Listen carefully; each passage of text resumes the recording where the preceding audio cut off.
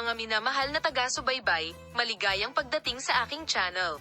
Ang katotohanan na sina Engin Ekürek at Tugba Büyüküstün, isa sa pinakasikat na aktor mula sa Turkey, kamakailan ay gumugol ng isang romantikong bakasyon sa Dubai, ay nagbunsod ng espekulasyon tungkol sa kanilang relasyon. Mabuhay ng mga hindi malilimutang alaala ng magkasama. Ang espesyal na oras na ito na ginugol sa nakasisilaw na kapaligiran ng Dubai ay nakakaakit din ng atensyon ng mundo ng magazine.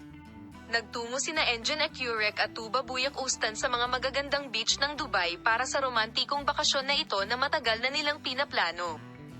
Ginugol ng mag-asawa ang kanilang unang araw sa paggalugad at pakikinig sa mga kakaibang tanawin ng Dubai, pagdating sakay ng pribadong jet at pananatili sa isa sa mga pinakamagagarang hotel sa Dubai.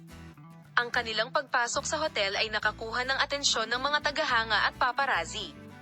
Nanatili sina Engin Ekürek at Tugba Büyüküstün sa isa sa pinakamarangya at simbolikong hotel sa Dubai. Ang mag-asawa, na ang mga villa ay may pribadong pool at nakamamanghang tanawin ng dagat, nakinabang sa mga marangyang serbisyo upang gawing espesyal ang kanilang pananatili.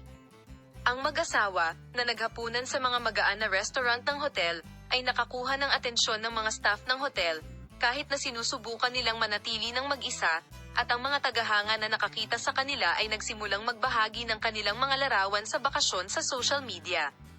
Sina Engin Ekürek at Tuğba Büyüküstün, na umabot sa rurok ng pag-iibigan sa napakagandang kapaligiran ng Dubai, ay dumalo sa iba't ibang mga kaganapan upang palakasin ang kanilang pagmamahal sa isa't isa. Salamat sa panonood ng aking video. See you in new videos.